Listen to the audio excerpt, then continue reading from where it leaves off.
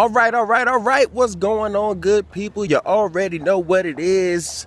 It's your man, Marc J CountitOut. And I'd like to welcome you to another episode of the CountitOut TellDaTruth podcast. Now, there's a lot of things going on in the world.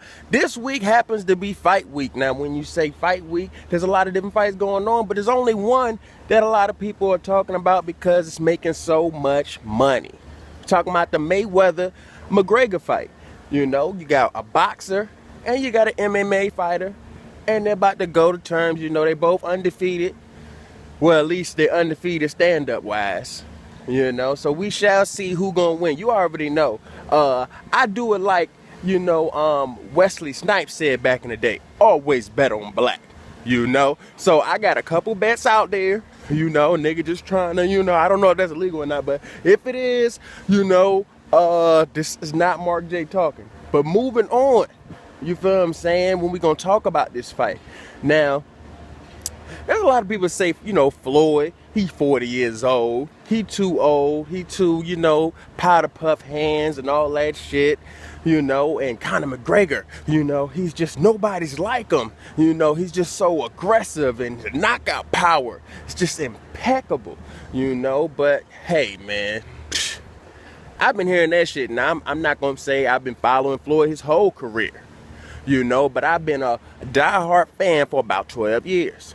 Ever since that Zab Judah fight, I've been, a diehard fan. And man, I'm trying to tell you, a lot of people try to say that Floyd Mayweather is not, he's not a role model because of, different things he's been saying that would deter people away from gaining a full equality for the black community. When they asked him about Black Lives Matter, he said, all lives matter. He was one of those people. He was also an endorser of Trump, trying to say he wasn't a bad guy. Flew out to see him, talk to him and all that shit. I'm going to tell you like this. I don't give a fuck about that. I'm not even going to lie to you. I don't give a fuck about that. As a grown man, you have your opinion. As a grown man, you have the right to be friends with whoever you want to be friends with. I'm just talking about me, 12 years ago, waking up or seeing, different HBO 24/7s and hear him talk that shit. He said, and I talk a lot of shit. I do. I talk a lot of shit, but I back it all up. So that was something that I just, took, I actually took heed of that.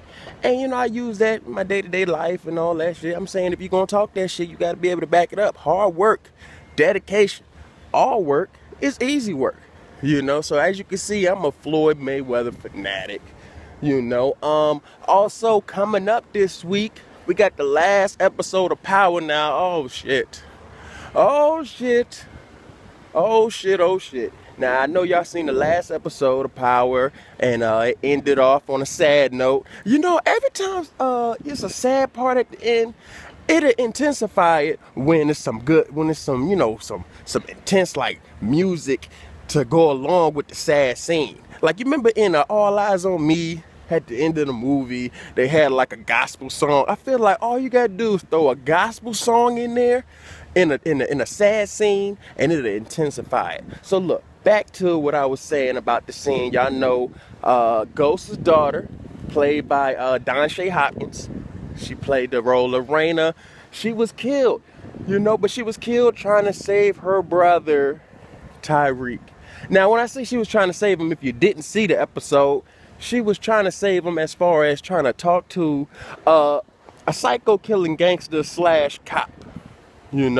So maybe she wasn't built for that lifestyle. Clearly she wasn't. Now, you might say, Tyreek, his character ain't built for that lifestyle either. But when you think about it, he has a little bit more to work off on. He's getting his feet wet. Still getting his feet wet. She just jumped head first, But I honestly think, she's been doing a lot of interviews talking about the situation, and there's been a lot of social media uproar with hashtags like Bring Raina Back and etc. etc. But what I really think happened is, I really think it came to the point of they was about to get on some gangster shit with the characters. And maybe her team, her parents, or maybe like that, they wasn't feeling that direction for her character. And it was like, either you're gonna get with it or you're gonna get lost. And she got lost.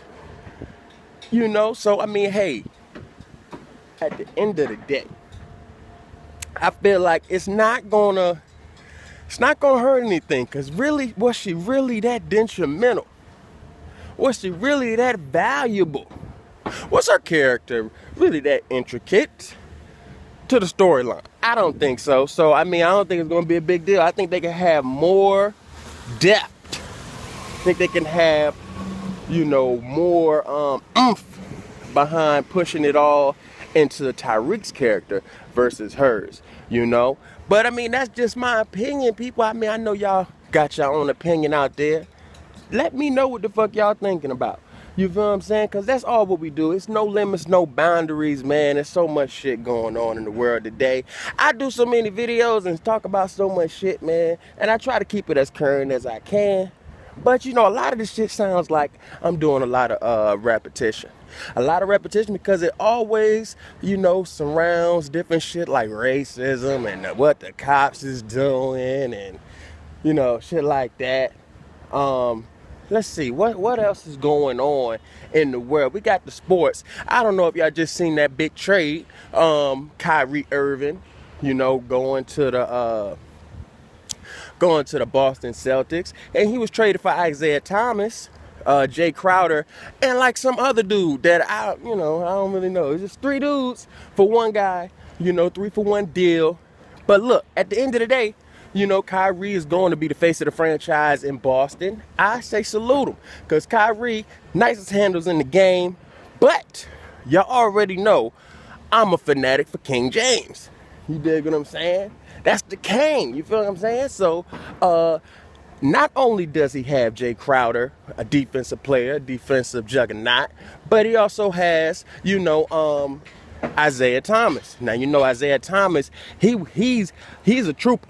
5'9" point guard, you know, and not only is he a 5'9" point guard, but he's a 5'9" point guard, and also he's a high scorer, you know. He even played a playoff game like a week after his sister died, and, you know, it was like, this is for my sister, you know, I'm gonna win this for you. And he did that shit, man. He did that shit. I mean, he got blew out by 60 the next 2 games, but I mean, that's neither here nor there, because now he's with the king, you know? And a lot of people are getting so high up on the Kyrie trade, they totally neglecting the fact that the Cavs acquired Derrick Rose. So they got Derrick Rose, they got J.R. Smith, they got Iman Shumpert, they got LeBron James, they got Tristan Thompson, they got Isaiah Thomas, Jay Crowder, and, you know, did I say Derrick Rose? But yeah, you know, shit. Man, so the thing about it is, man, it's going to be an interesting season. I don't know if they're going to have enough to compete with Golden State, but we shall see. I think it's going to be a great season, you know, coming up. But football season is a season that's coming up even before that. And, you know, the Ezekiel Elliott thing. Ezekiel Elliott.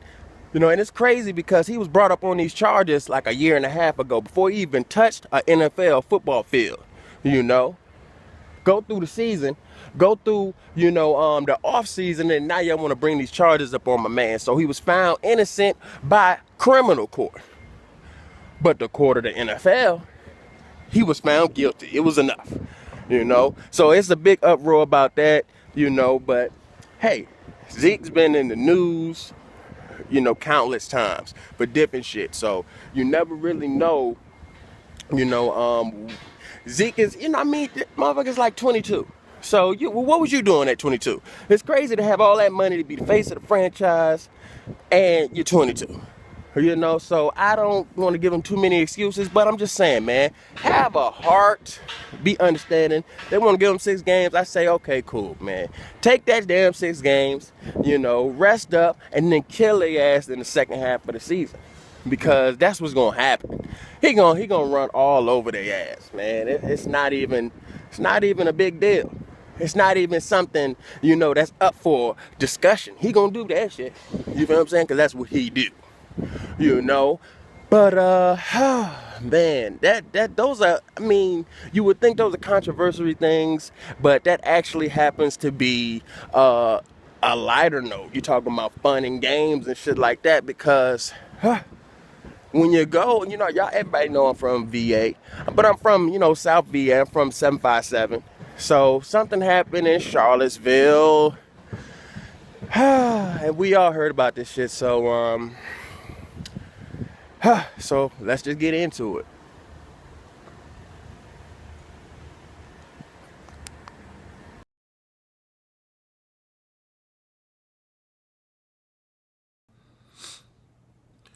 So, some of the recent things that's been going on in the world, everybody's been talking about the riot, the counter protest battle that led to a death in Charlottesville, Virginia. Now, it's crazy that, this whole year we've been going back and forth and different things, and even last year, from the protest for Colin Kaepernick and whatnot, and now, you know, it's really become just a pattern of, hey, it's misunderstanding. That's what it really comes down to, okay? Because you have a lot of black people speaking out on these protests and the reasoning behind it, and the also, with the Charlottesville, Virginia. These are the people that we thought didn't exist, that we talk about that don't exist, quote unquote. People say, "Oh no, come on, it's not racism. It's not this. It's not A lot of people say, hey, it's just people having free speech, people just saying, what their opinion is, and you're entitled to have your own opinion." Now, one of the questions that's crazy to me is, at this point, it's not just the fact that white people or non-color people of non-color don't believe or don't understand that this is racism, but you gotta flip it. Like, if you wanted to have like some empathy, it's hard to put yourself in the shoes. Like, I mean, I, as a black man, I don't get what's going on in a white person's mind. So I can't expect them at the end of the day to understand what's going on in my mind. As far as a black man, like, okay, so as a black man, I'm telling you that this is going on. But if you're not experiencing it, you can't really, you could empathize to an extent. And it's crazy that, a lot of black men who try to explain it, they have, like white girlfriends, or they got white I don't know if the word is counterpart, but companions and whatnot. So I'm like, man, how can y'all literally, now don't get me wrong, I know white people, can understand individually. But as a whole, to an extent, how can you really understand what we're going through day to day? Just like I can't understand why somebody would want to keep a Confederate statue up or a Confederate flag. Because a lot of people say, first of all, and this is, it's history, we lost that war, and the war was within our own country, which is crazy, and y'all really wanted to keep slavery going. And that's just some shit that we was not down with. So because you can say, oh, it's Southern pride. Southern pride? So we're all a country. And so you okay with breaking off and saying, yo, it was better. America was probably, quote unquote, great when we separated it from the Confederate and the Union. And, we was doing slavery down here, no problems. I don't understand. I don't understand how you could say that's not racist. Please tell me how that's not racist. But that's some shit that's been going on, and it led to the death of Heather. I can't remember her last name, but she was one of the counter protesters during the Charlottesville little riot, mini riot, man. So, oh man, it was crazy, and it was so many people down there. I swear, yo, it looked like South by Southwest of fucking, just protesting, and it was crazy, man. And it's just like, typically you would hear people in the riots like for Ferguson and different things like that as, the thugs, and they're, just hoodlums, and other words that just for some reason when it's black people, those are descriptive words. But in the same sense, a group of, that was like, if you looked at the videos, all the videos I saw, black people was like peppered in a little bit. You know what I mean? We was not the bulk of that damn, that protest. Probably because it was Charlottesville, Virginia. But, that's neither here nor there. What I'm trying to say is, I didn't see anybody with hoodies. I didn't see anybody with sagging pants, because, those are the descriptions that they try to use for black people to associate them with being a thug. I didn't see, nobody like that. So, the thing about it is, what it comes down to is, thug, that term, that's determined by your actions, not your appearance. And that needs to be stressed as well, because that's something that people go through as black people. And white people don't, and white people may not, I'm pretty sure they don't go through that type of shit. But that's all because certain descriptions are tagged with us as our appearance and not in our actions. So we already come in the game, being judged. But now it's our choice to have to prove you wrong. And it's crazy because, I'm not sure if other people feel that same way or go through that same type of experience, being non-black. But, man, I don't know, man. I get on my tangent because when you talk about that riot in Charlottesville, also you got the president, and I really just feel like motherfuckers is done with the president, period.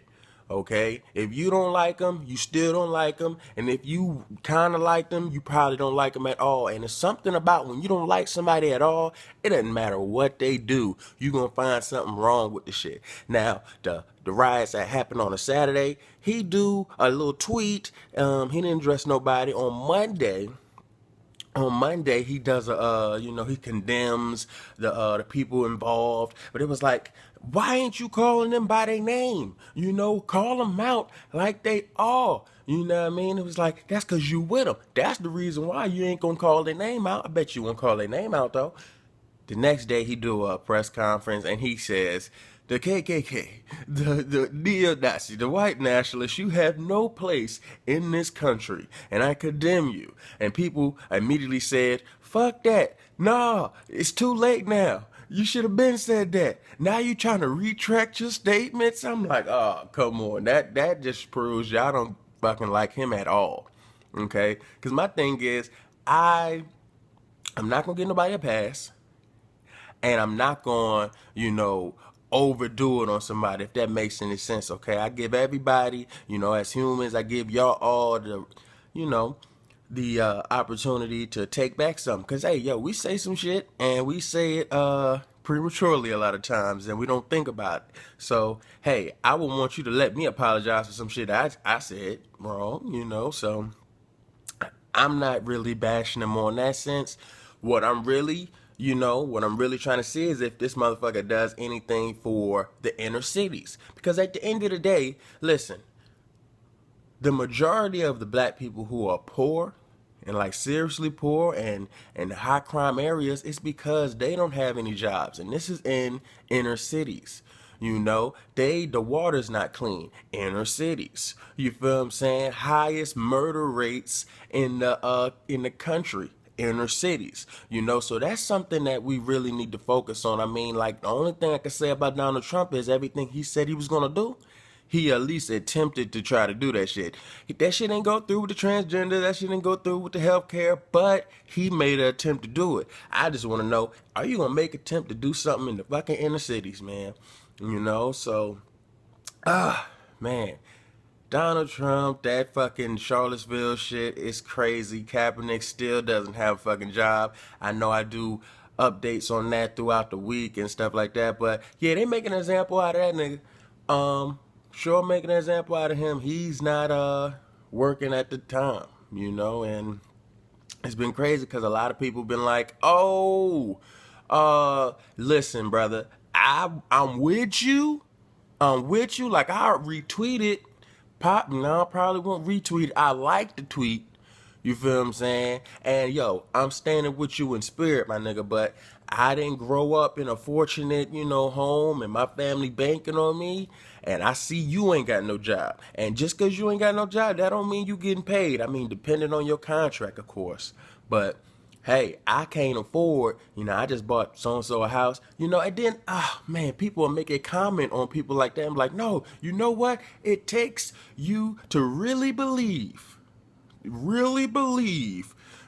make that sacrifice. And I'm like, man, listen, uh, uh, hey, I'm not even gonna lie to you, man.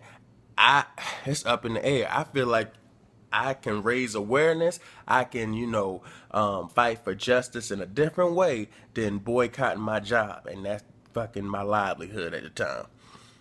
So hey, I don't know if Colin Kaepernick, by the way, I don't even know if he graduated college. I know he went to college, of course, but you would have to have something to fall back on, man, just in the meantime. We all know I really think he should have been picked up for a minute, but we all know what that is right now.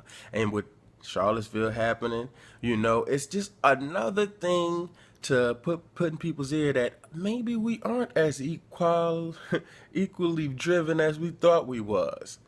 It's crazy that,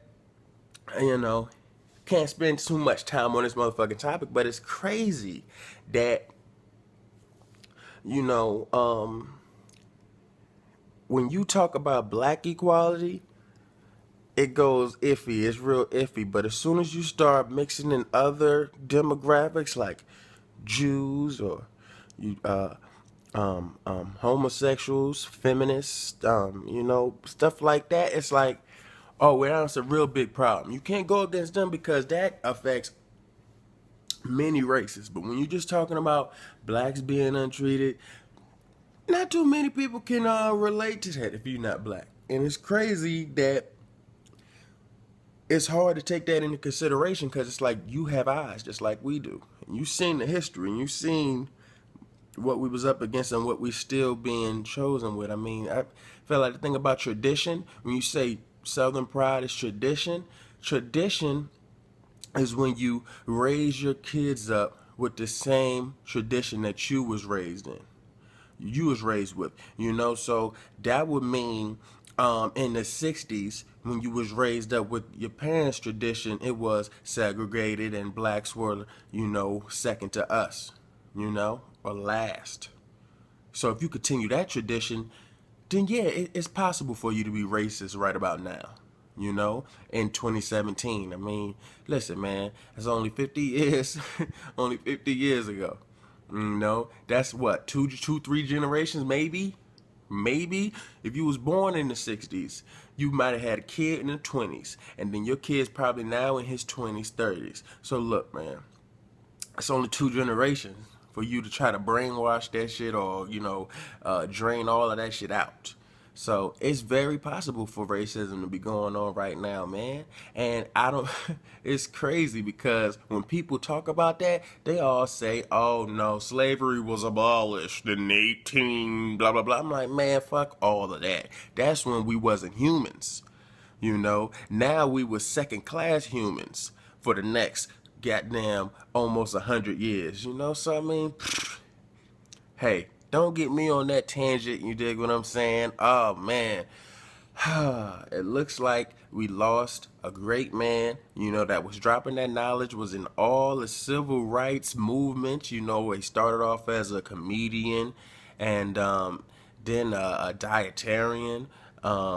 He also played in, I believe he played a significant part in Roots. I think he was Black Moses. I gotta double check that. But I remember Jamie Foxx referencing it one time in a roast. He was like, Black Moses.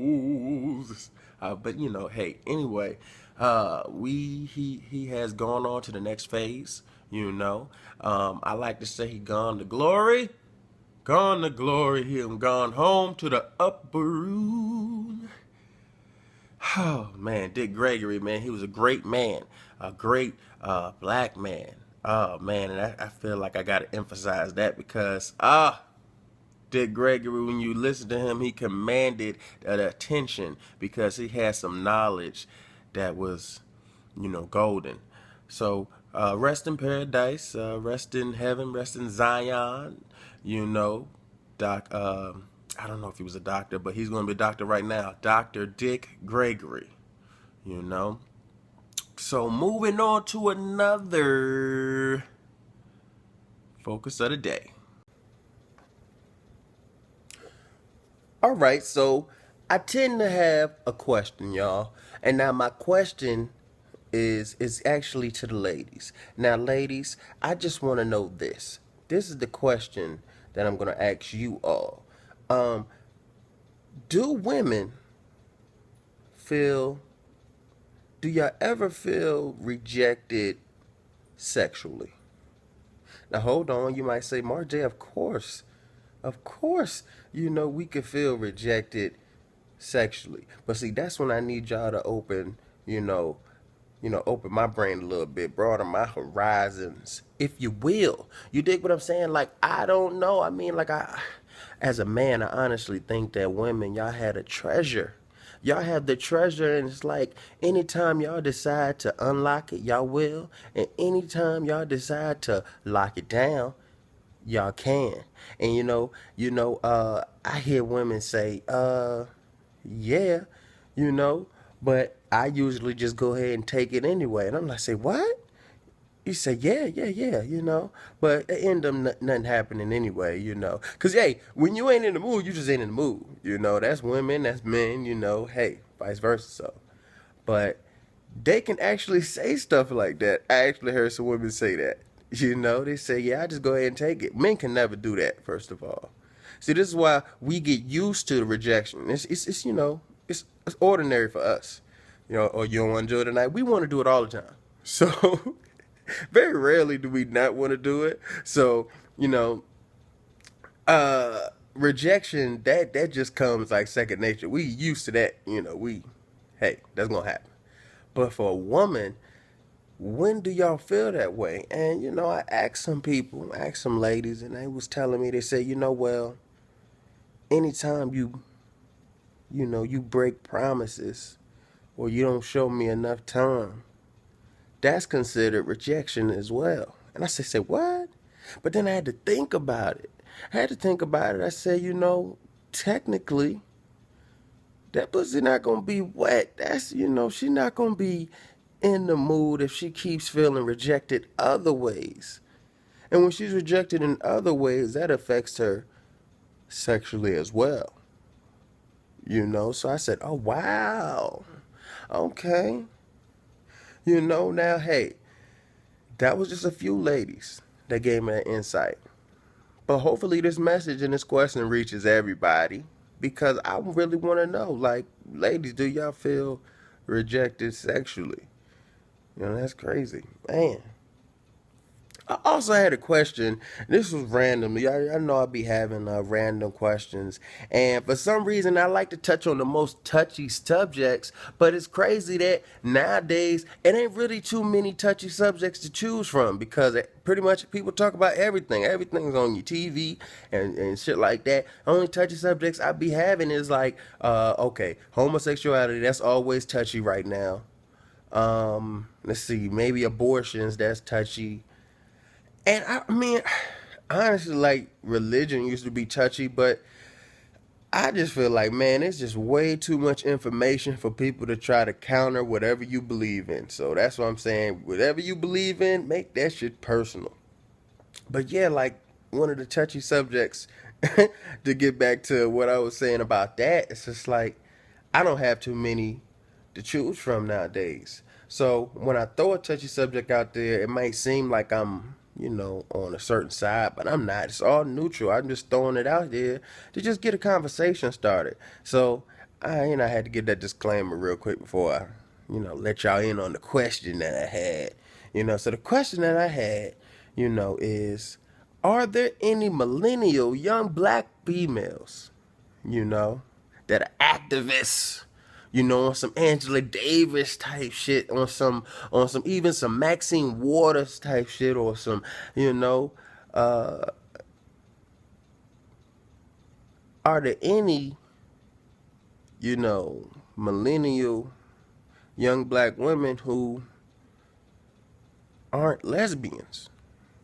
You know, and that's crazy because, you know, naturally, when you see that, people may think I'm trying to be funny. I'm really not trying to be funny about when I say that. When I say, are there any? Because when I see in a lot of interviews, like say the Breakfast Club, or say it's Hot 97, or say it's Sway in the Morning, you know, the urban platforms that I love to promote and, you know, support. Excuse me, they always have the young women up there, the queens up there, you know, speaking highly and speaking about the cause of black issues. And many of them expose their sexuality, you know, and they talk about being a lesbian black woman, yeah, lesbian black female, or something like that. And I'm just like, okay. Now, not saying that that's a big deal, but because you expose that, my thing is, are there any that are going to say I'm a straight black woman? I mean, like, what's the difference?